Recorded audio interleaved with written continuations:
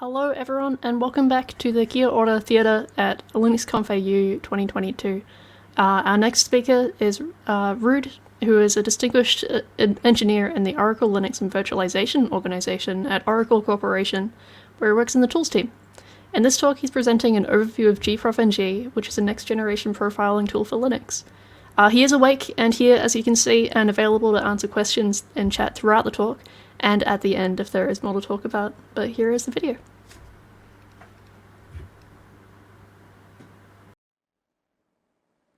Welcome to this presentation about Gprofng, the next generation GNU profiling tool.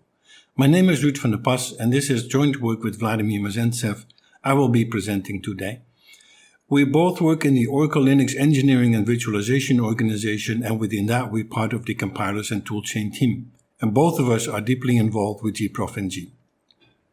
And in this presentation we'd like to show you what this tool is about. So after a brief introduction into the tool, I want to show as many examples as possible. I'd like to show you how you can use this tool to identify bottlenecks in your application. So the examples are all result driven. I want to show you the kind of information you can get. I won't have a lot of time to go into the details behind it, but again, I want to show you the complete overview of what you can do with this tool. For those of you that like to learn more, we have a public repo, and within that there's a mini tutorial in tech info format. At the end of this presentation, I'd like to say a couple of things about where we would like to take this tool from here. For the outside world, it all started on August 11, 2021, when we submitted our code for review to the binutils community. We have been working on it for quite a while, of course, but that was the first time that we went public and asked for inclusion into binutils. If you'd like, those emails are all archived. You can check the postings and you can check the discussions that followed. And to our great pleasure, on December 13, 2021, our software was approved for inclusion into the binutils collection. So in a future release, you will have this tool, but again, there's already a repo you can download and install the software today if you'd like to do so. A little bit of history about Gprofng, but I'll keep it really brief just to put things into perspective. It all started with the Oracle Developer Studio Performance Analyzer, and that was a performance analysis tool that was developed for over 20 years. In those years, many internal and external users have been using this tool, and often with pretty ugly real-world applications.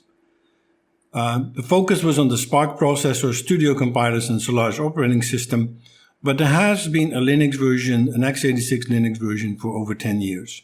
So we took this source tree as the basis for Gprofng. And we did a lot of work on it. First of all, we created a standalone version on Linux, so you can just install this profiling tool. You don't need to install all of the Studio anymore. It's a standalone repo now. Part of binutils, of course, but again, we took it out of the Studio environment. We adapted the code to adhere to the GNU coding standards. We changed the build process so that it's compliant with the other binutils components. And we added a first port to ARM. So we have support for ARM now. Very excited about that. We also fixed several bugs, and we completely redesigned the user interface. So for those of you that are familiar with the Studio product, you will find similar things, but certainly the UI has been completely changed. So what is Gprofng?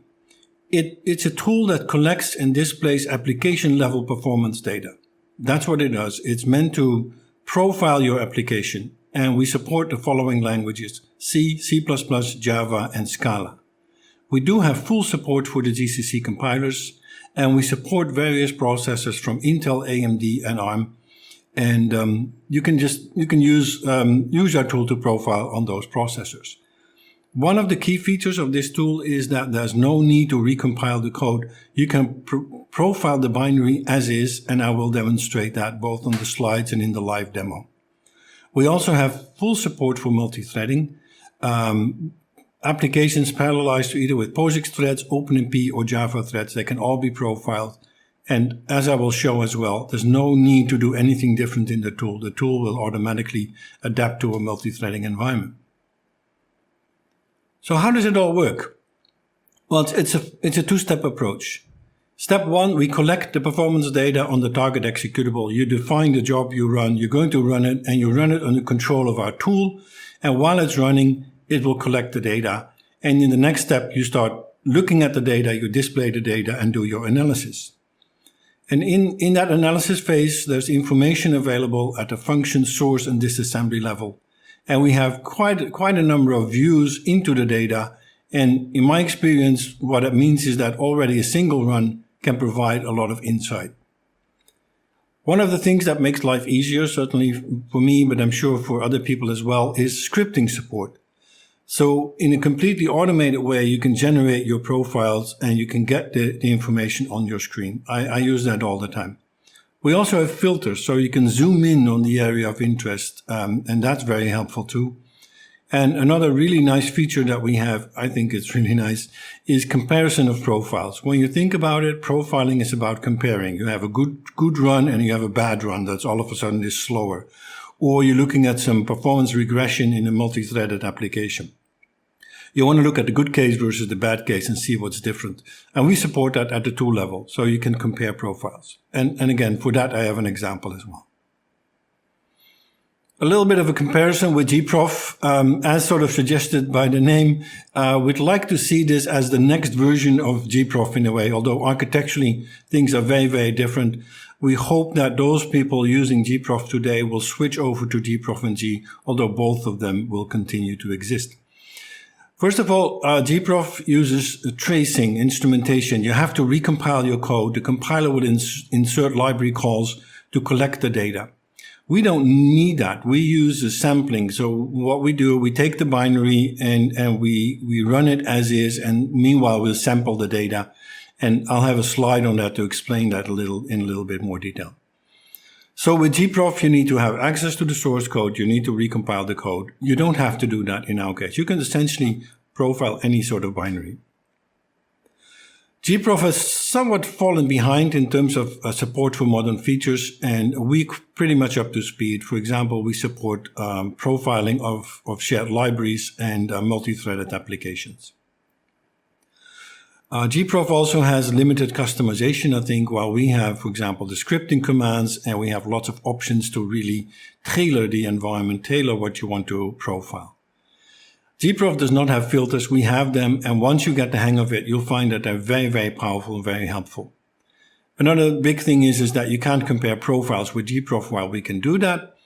And gprof does not have support for event counters while we support event counters. So, for example, you can monitor cache misses. Now, to be honest, that's the footnote here. We're not up to speed on the most recent processors. We're working on that. That's work in progress. But you can definitely, for a whole range of processors, access the event counters. So I now want to show you a little bit what goes on under the hood. It is a simplification, but hopefully it will give you a feel and help you understand how we can do this with your code without asking you to recompile the application. You run your program under control of our tool, and what we do at certain intervals, and by default, and that's 10 milliseconds, we stop the program. When we stop the program, we record information of interest, things we'd like to know. We let go again, and again, by default, 10 milliseconds later, we stop it again. That sampling interval is, by the way, that's one of the options you can choose. You can change it. You can put it to a longer sampling rate or a shorter sampling rate, depending on your needs. So when the program is finished, we have an overview of where the time was spent, and that's one of the things that we will show to you.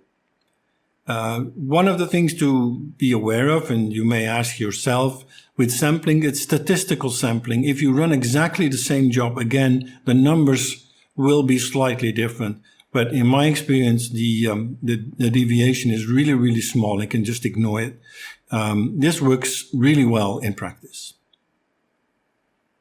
So here's the command structure. All the commands start with gprofng, so we make them unique in that way. So they start with gprofng. Then there's some functionality, whatever you want to do. Optionally, a qualifier to further specify what you want to do, and optionally, options to that qualifier to customize the behavior. That's typically how you use it. So examples are to collect performance information, you do gprofng collect app. To display the information, you do gprofng display text. We also have an archiving feature, and you just call it archive because we don't need anything else at that level. So these are examples of the UI. We have 5 commands currently supported. As I've just shown, collect the application level performance data, collect app, display the performance data in ASCII format. We can archive an experiment directory. So what we do, we sort of package the environment, and that includes shared libraries, your source code, if you like, you can sort of customize that. But we sort of make a snapshot of the entire environment, so you can always go back and analyze that environment just in case libraries on your system have changed. So you can completely archive an experiment and I wouldn't say replay, but analyze the data later, even if things have changed on your system. We have a simple tool. It's currently quite simple. It displays the source and disassembly interleaved, and you give it an object file and it will show it. Our plan is in the future that it will show you more information about what the compiler has been doing to your code. So maybe show you optimization messages, for example. A tool that's in progress and currently doesn't do much is called display HTML. It generates an HTML structure and it allows you to analyze the performance data in a browser. And we're working hard to finish that and have that available relatively soon. So that's called display HTML. I now want to briefly talk about 2 important concepts. They're called inclusive and exclusive metrics. They're not restricted to Gprofng. It's part of the sort of the profiling terminology, but I would like to explain them here. You'll also see them in the examples. A metric is something that you measure. That could be CPU time, level 1 cache misses, number of branch instructions executed, whatever.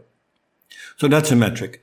When we look at the inclusive value, we include everything underneath the caller. So you're at a certain point in your call tree and you count everything below that. So for example, if it's the CPU time, it would give you the total time of that function, including calling other functions. The opposite sort of metric is the exclusive metric, where we exclude everything outside of the caller. So that's like the pure time or pure number of cache misses you spent in that function outside of calling other functions. And both metrics have their value, and you can get them very easily with Gprofng, and I will show that. Here's a little example. This is part of my call tree, and these are in total 5 functions, and I'm showing the exclusive time here of what they spend. And if I would make a table, this is what I would get. So the orange function, let's call it function A, its exclusive time is 10. That's the number in the box. But it's calling those other functions. And when you add up the numbers, you'll see that the total time is 75 seconds. B is the gray one. Let's call it B. Is what we call a leave function. It's not calling anything else. The inclusive and exclusive times are the same. In both cases, 20 seconds. The same is true for the pink one, function D. C is different. That's the light blue one. C is calling something else, function E. So its exclusive time is 5 seconds, but it's calling something that takes 25 seconds. So the inclusive time of that one is 30. And again, in this way, you can navigate through the data. The inclusive time, for example, gives you the most expensive path in your program, and the exclusive time will tell you how much that particular function contributes to that total. It's high time for a demo, I think. I'd like to show you a brief, just few minute demo, how you use this tool. And actually, I want to show you how easy it is to get a basic profile on your screen. So let's get started and let's have the demo. And I want to show you how you can make a profile for your own application using Gprofng. My application is a simple matrix vector algorithm parallelized with Posix Threads. And the way I run it is I specify the matrix sizes, the number of rows and columns, and the number of threads that I want to use, which is 2 in this case. So the program runs as usual. It ran to completion, all is well. The question is, how do you make a profile out of that? Well, it's really easy. You run the program as before, same environment variable, same settings, nothing changes. The only thing you do is you're going to run it under control of Gprofng. You tell it what you want to do. In this case, I want to collect performance information on my application. So Gprofng collect app, and then the way you run your program.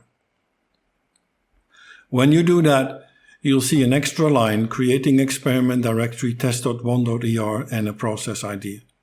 The test.1.er, that's a regular Linux directory that has the internal information for gprofng to show you the performance data. And that's clearly a default name. If you would run this again, you would get a test.2.er, test.3, and so forth. And of course, you can change that name if you want. By default, we never overwrite an experiment directory, so we'll keep on numbering. But again, you can use your own name for the directory, and that's what you use in practice to give it a more meaningful name.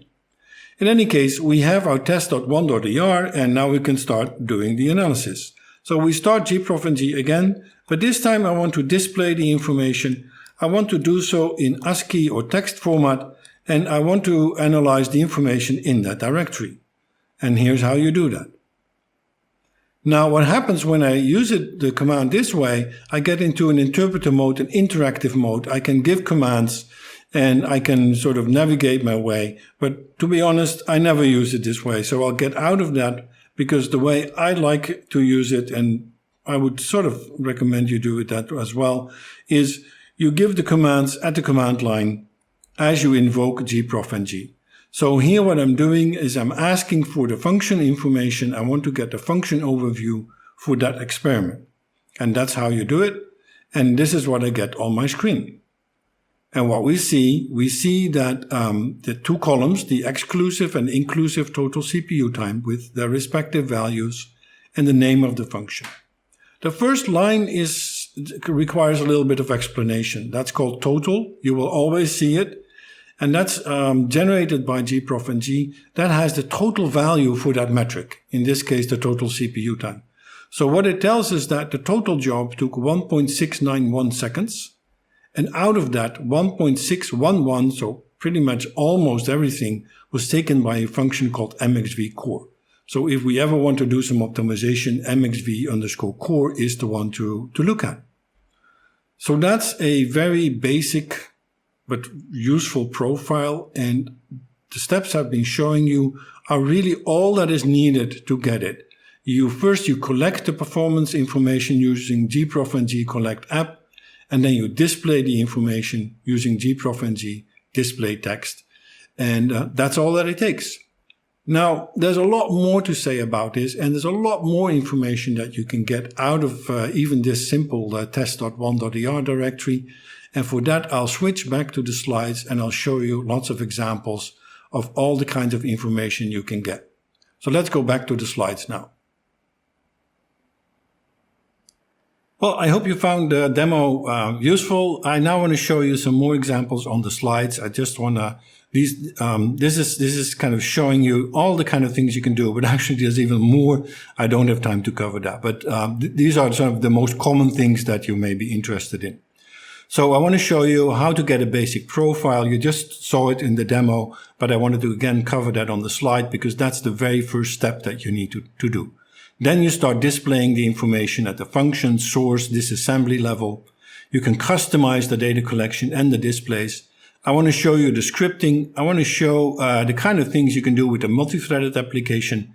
And I want to show you an example of comparing profiles. You've just seen this in the demo, but let me just repeat it. If this is how you normally run your program, which is the matrix vector multiplication parallelized with Posix Threads, all you need to do to get your profile is run your program as before, but under control of the gprofng collect app command. So that starts collecting the application level performance data. And as you saw in the demo, it will create an experiment directory. I've talked about the naming there, and we see here clearly we did not have any experiment before. We did not specify the experiment name, so the default name is test.1.er. And that will contain our performance information. So the next step is to start analyzing that information. And although I will show these commands in a separate way, you can of course combine them on a command line and get all that information with one command. You don't have to do those individual typing of these individual commands. You can concatenate those options in a way. Just want to say that because otherwise you may find it inconvenient. So let's say I want to get a basic function overview, and all I need to do is add the functions option. It's actually a command to the gprof display text tool, and I feed it to the name of the experiment directory test.1.er. And this is what I get on my screen.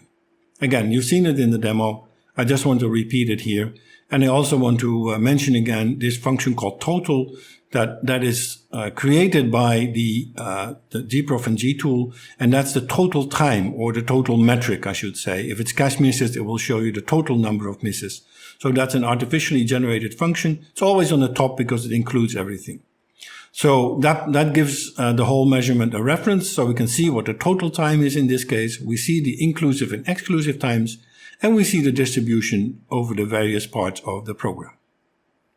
Another kind of nice little feature is the lines option that will show you what we call hot lines. Those are the most time-consuming lines, so you can very quickly see where's your time spent. And what we see in this case, that the two top lines are in MXV core line 36 and somewhat in line 37. But clearly line 36 in file mxv.c is a very important one for the performance. Usually, as soon as you've seen the functions and maybe you've used the lines command to tell you where the time is spent at the source line level, you usually want to look at the source, and you use the source option for that. And I'm going to specify source, and then I need to specify my target function, which is in this case mxv core. So that's where I want to see the source for, and that's what I get. So I get the source code, and it has the timings in the leftmost columns. And to make life a little easier, we mark the most expensive one with a double hash symbol. The color coding is mine, by the way. The red coloring that's on your terminal will all be the same color. But what it shows us is where we're spending the time, and those are those two lines, 36 and 37, we've already seen with the lines overview. So that's how easy it is to identify where in the source are you spending a lot of the time. You can go deeper. You can go down to the disassembly instruction level. That's sometimes very helpful because it may not be clear when looking at the source where the time is spent. So I'd like to do that. And you get the same information, but now at the instruction level. And again, I color-coded the most interesting part red. The tool won't do that for you, but you will see the marker, the double hash symbol, and you can search for that and find out where most of the time is spent, and now at the instruction level. So you can see which instructions are the most expensive ones. I mentioned customization a couple of times. You have different ways to customize the information. For example, on the display text command, you can limit the number of functions you want to see. In this case, I do a limit 5, and you can define the metrics you want to see. We were showing the function name, the inclusive and exclusive times, but I want to do it a little bit different. What I want to show is I want to show the name of the function followed by the exclusive time, that's the E. I want to see the time, that's the dot, and I want to see a percentage. I didn't show that so far. So what I want to look at is both the times and the percentage distribution, and that's what I need to do to get it. And this is what I see. I see that function mxv core is taking 95% of the time, so it's by far dominating the entire run. Typing those things in starts to get tedious, so what you really and probably end up doing is like what I do. I put those commands in the script. It also serves as a nice way to document how you got your profile. We accept the hash line starting with the hash as comment, so you can add comments if you like, as I'm showing here. And the first blue line, I define the metrics to be the name, followed by the inclusive total CPU time as a number and a percentage, and the same for the exclusive as a number and a percentage. I want to sort the timings relative to the exclusive total CPU time. It's one of those things you can select. I only want to see 5 lines, just for the demonstration purposes, and I want to see the function overview. So with that script, I feed that into the display text using the script option. I specify that file, and then I get an information like this. So now I get 2 tables, inclusive and exclusive, and what has been added are the percentages. So now you can immediately see that the second most expensive function is called init data, and the inclusive time is 4.5%. So it doesn't contribute much, but it's the second most expensive function in my program. You can customize the data collection part. I just show a simple example here. I already sort of alluded to it. You can give the experiment a more meaningful name. We have a lowercase option and an uppercase O option. The lowercase o option will not override an existing experiment. The capital O option will override the existing experiment. I like that a lot, but if you want to be cautious and not override existing experiments, you can use the lowercase. So in this way, I can give the experiment any sort of meaningful name or whatever name I like. There's more things you can customize. You can set sampling granularity. You can add labels to the experiment, like comments, and they'll be shown by the tools. So you can do some sort of simple form of documenting your experiment. I already mentioned you can archive, including sources, objects, and so forth in the experiment and package the whole thing up. Support for multithreading. There's nothing you need to change. You run your multi-threaded code as before. In this case, the only change is I'm running my matrix vector code, and I use the -O to give the experiment a somewhat meaningful name, and I use the -T2 option to request 2 threads. So I run it as before, again under control of gprof and gcollect app. And I can then start analyzing that data. And for example, here I'm playing a bit with the metrics. I changed the metrics, but I also want to highlight the threads command that will give me information across the threads. What it's showing me is the metric values that I requested for all threads. And in this case, I'm looking at the total CPU time, and that's a great way to find a load imbalance in your multi-threaded application. For example, here, and this is again a very simple example, we see that thread number 2 and 3, they both take about 1 second, about 47% of the time. But thread number 1 hardly takes any time. It's 5% of the total. And that's by design. That's like the control thread. It's in charge of executing the program, but it will not do any of the computations.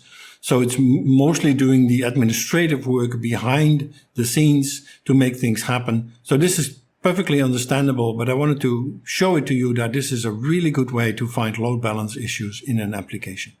As before, you can put things into a file and your commands, and here I'm showing you the filtering. So the red commands select a certain thread. It doesn't have to be one, it can be a range of threads, it can be any sort of arbitrary combination. But what I want to show here is that for each thread, I want to see the function profile. I don't want to see the accumulated profile as I was just showing. I want to show it for each function on an individual basis. So I want to see it for thread 1, 2, and 3. And here's what happens. I get the information for thread number 1. That's confirmed in the part that I color-coded red. Out of the 3, I'm selecting thread number 1, and it shows me where the time is spent. And likewise, you can do the same for thread number 2 and number 3. And again, that will tell you on a thread-by-thread basis where the time is spent. And that can really help. That in combination with the load balancing information can really help you to quickly find out, why is that thread so slow? Why is it much slower than the other ones? I said it several times. I'm really happy with our comparison of profiles feature, and I now want to show you a simple example. I'm also using the hardware event counter support with the -H option as shown in this dotted box. And I want to look at last level cache misses, LLM. So I'm asking the tool, show me the last level cache misses. And I want to do that for 1 and 2 threads. So now I have 2 profiles, one for 1 thread, one for 2 threads, and I'd like to compare. Well, how do I do that? Well, again, I put things in a script as I always do, and that script is pretty simple. I limit the output to 5 lines. I only want to look at the last level misses, and I enable comparison on. So I want to compare the numbers, and that will give me the table that is shown here. So now for both experiments, I get the values, and you can side by side compare them. So that's very, very useful. But on purpose, I picked this experiment because you can also see the numbers are very large. And sometimes it's even hard to say, to see whether something is smaller or bigger. So we have flavors of the comparison where in a different version of that script, I asked the tool to show me the ratios. And now I get the ratios and I can immediately see which one is lower and which one is higher. So we see that the total number, for some reason, the total number of last level misses drops when I'm running on 2 threads. Not really surprised because I'm using more cache space, but that's shown here. So now I got about a 20%, 22% reduction in the number of cache misses. So that's kind of nice little bonus of running in parallel. And with the compare ratio option, that's really easy to get. You can also look at deltas, by the way. I don't have that on the slide, but another one is to look at deltas. I've shown you several features already, but there's a lot more to explore. I didn't even talk about the call tree. We have more filters. You can get a lot more information on the experiments and the conditions, like the job you were running. There's more customization, and we have pretty decent support for hardware event counters. I've shown you one example, but for example, you can monitor more than one event. I've shown only one event. You can monitor as many events as the hardware supports, for example. So hopefully this gave you some sort of idea of what Gprofng is about. This is all available today. These examples were made with the version that's available in our repo, and the details are in the binutils archives. So what are our current priorities? Well, first of all, fix bugs. If you have a bug, we hope not, but if you run into a bug, please let us know. We want to fix that as quickly as possible. We also want to help you getting started. And outside of those 2 top priorities for development, we're working on a porting guide. We currently support Intel, AMD, and ARM.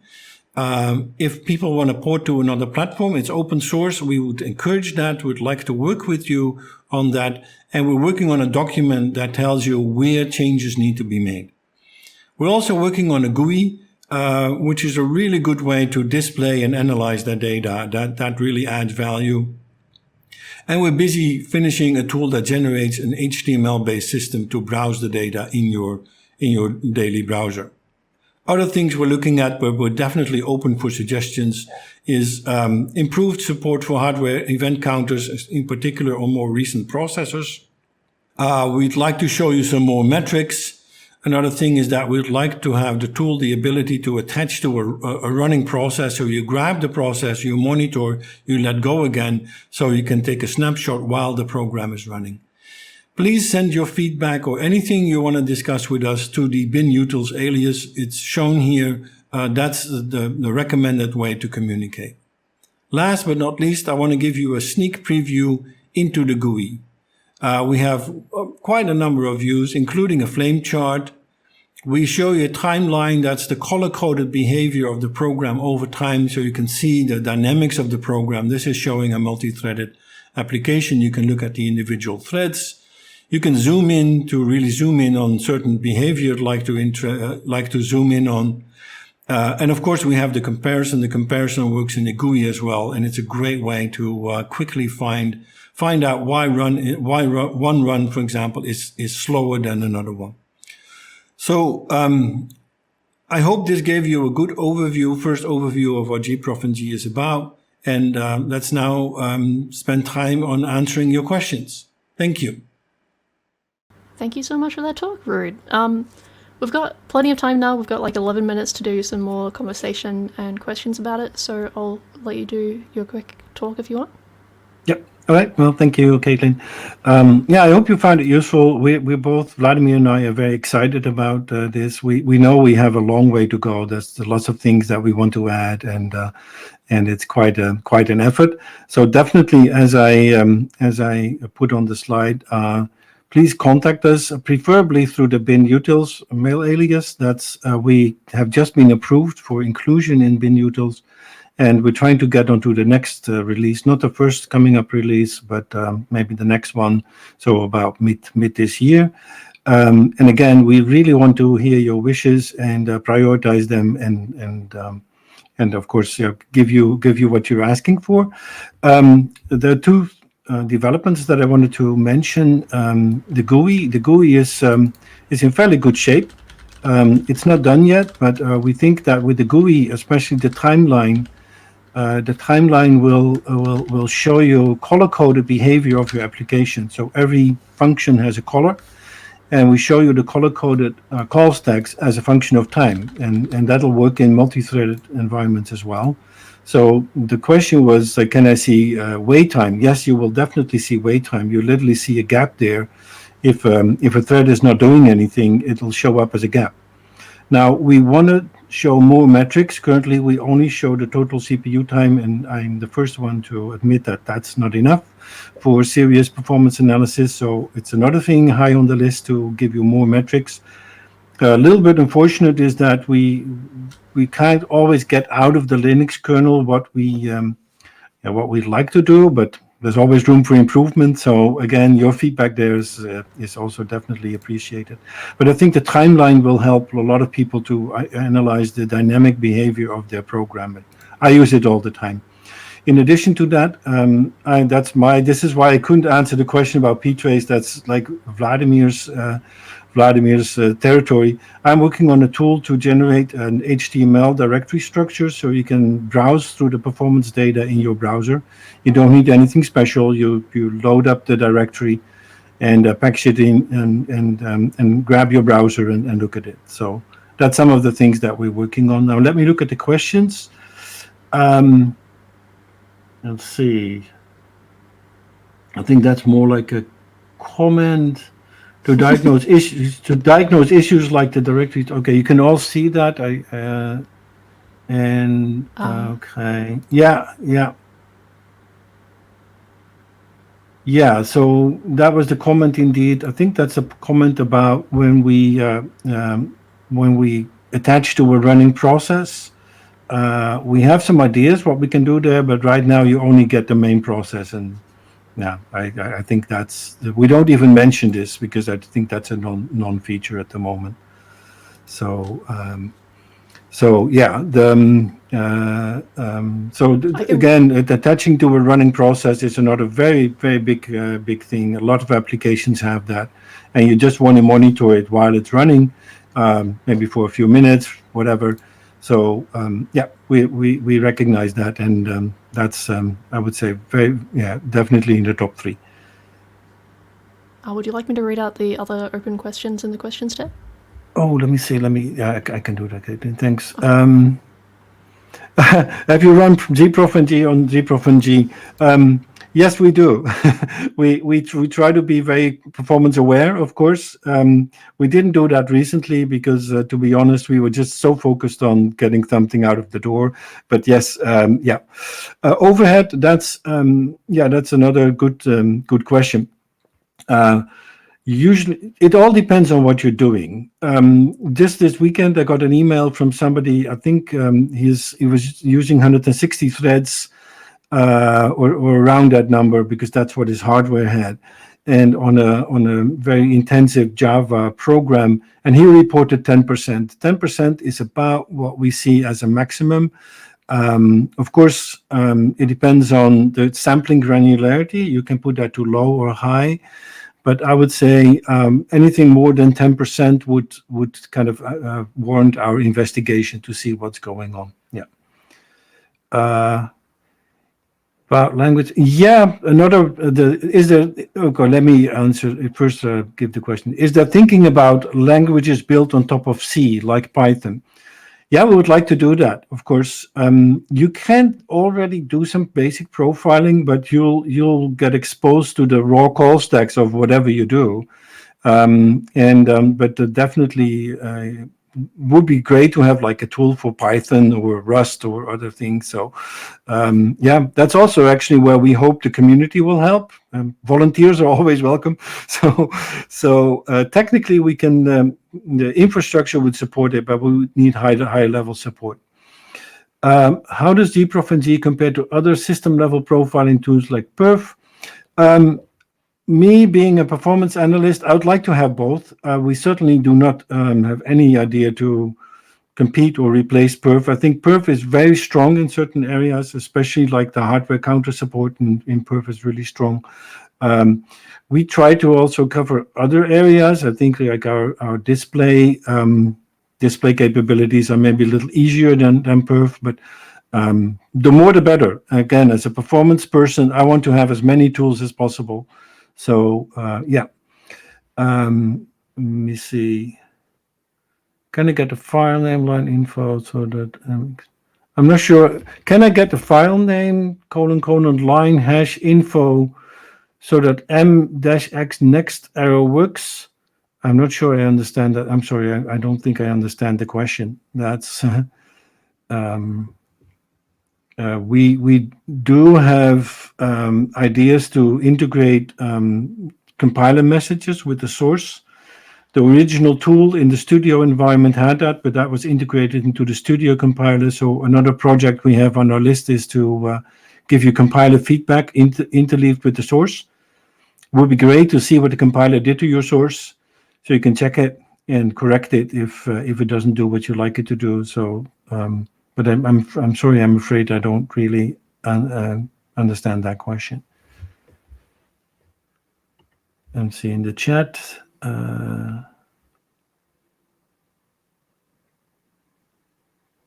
Okay.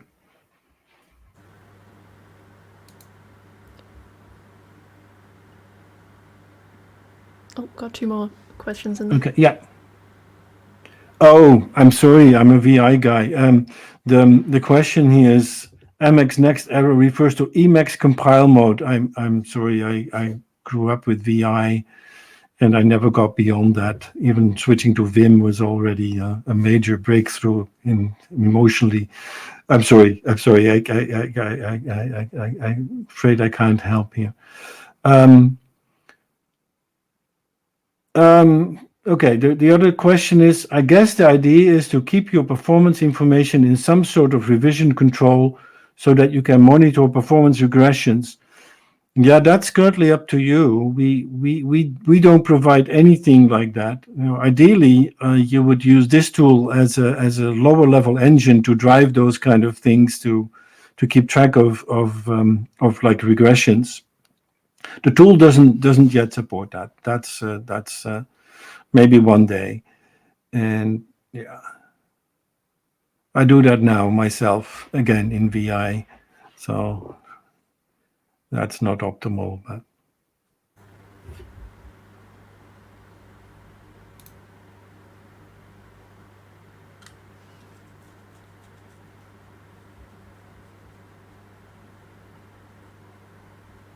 there's another continuation on the Emacs conversation in the questions tab as well. Yeah. Oh, okay. Well, okay. I just you use next arrow to navigate through the source, so annotating the output allows one to get to the source quickly. VI has support for this as also. Well, thank you.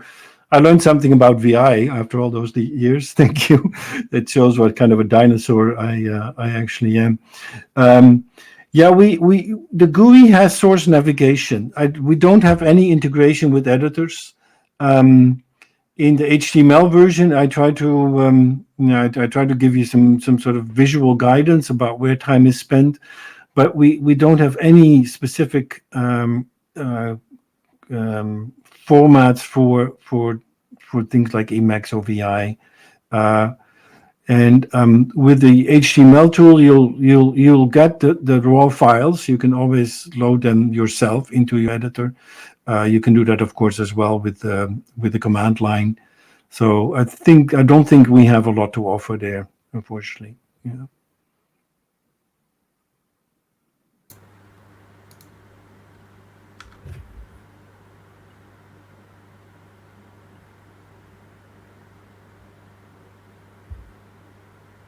Is there any recent news since you recorded the talk that you need to update? The one thing is that the one thing is that we have had a positive review in bin utils from bin utils, so we hope to be part of that later this year, and we're targeting maybe the release around mid this year, around the summer. There's one coming up earlier, but I don't think we should force ourselves into it and then have all sorts of problems. We just need a bit more time to be ready for that. And again, if you'd like to communicate with us, you can always find us on the bin utils alias. That's sort of the recommended way, so others can see the questions as well. But of course, if you drop us an email, we're not going to ignore you at all. So So absolutely not. Thank you. All right, thank you so much, Ruud. This is a really interesting talk about a new tool. Our next presentation is at 4:40 p.m. AEDT, and it's Tish with Confessions of a Crypto Miner. So we'll see you all back then. Thank you so much. All right. Thanks, Caitlin. Thanks.